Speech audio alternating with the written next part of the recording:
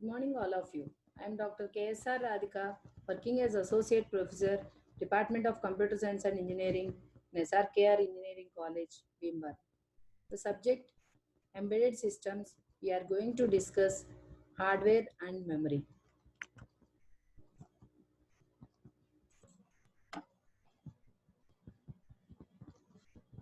The typical hardware that is used in the embedded systems.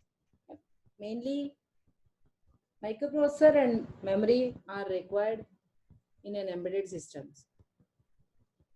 Embedded systems have mainly the microprocessor and memory. Embedded system, some have a serial port or a network connection. They usually do not have keyboard. That is, they will have few push buttons.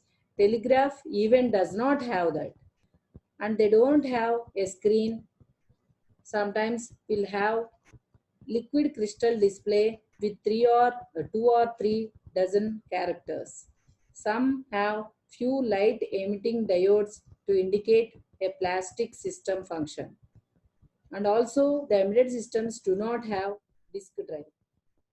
Program to stored permanent and data need not be permanent basis.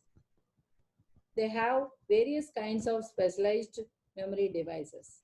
The embedded systems also do not have compact discs, speakers, microphones, diskettes, modems.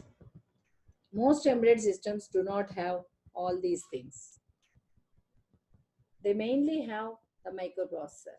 In the microprocessor, we have different types of microprocessors that are used in embedded systems.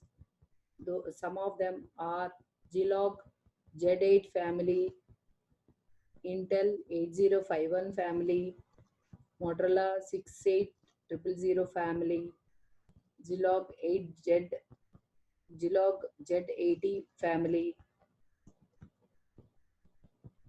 etc. The second one is it needs memory for two purposes, one for storage and another for data. Unlike desktop computers in which programs and data are stored in same memory.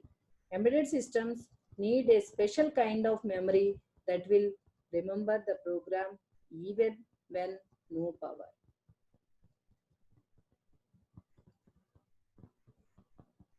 That is, for example, like ROM. Memory, a device that preserves information for retrieval called memory devices. D flip-flops are 1-bit memory devices. The most common types of memories are RAM, ROM, and again in RAM we have SRAM, DRAM, and in ROM we have PROM, EPROM, EEPROM, flash. These are the different most common memory types. Memory.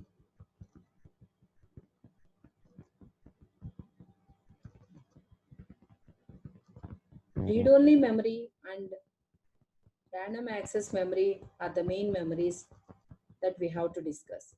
Read-only memory. Every computer system needs a memory to store programs. It is a non-volatile memory. The general characteristics of ROM are the microprocessor reads the program instructions from the ROM quickly. Cannot write new data to the ROM. ROM remember the data even the power is off. So whatever data we write onto the RAM is permanent. Typical ROM and RAM chips. The typical ROM and RAM chips are given here. Here, the signal from A0 to AN are the address signals which indicates the address from which the processor want to read. These address lines depends upon the size of the ROM. The signal D0 to DN are the data signals driven by the ROM. These are the typical 8 or 16 of these lines. The CE Flash signal is the chip enabled signal which tells the ROM that the microprocessor wants to activate the ROM. The read enable signal sometimes is called as output enable signal. The next one is random access memory. Every computer system needs a memory to store the data on which it is working. This memory is almost invariably made up of RAM. General characteristics of RAM are it is a volatile memory. The microprocessor can read the data from RAM very quickly, faster even than from ROM. This is a temporary memory. Again, the RAM we have SRAM and DRAM. Cache memory, it is called as cache memory, and again in DRAM we have STRAM and RDRAM.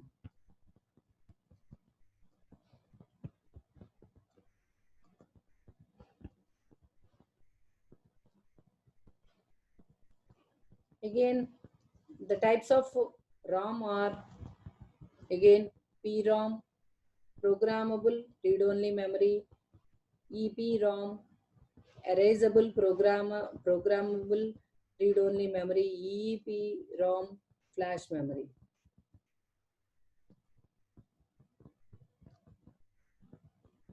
Flash memory is an electronic non-volatile computer memory storage medium that can be electrically erased and reprogrammed. In programmable read-only memory, it can be programmed by user.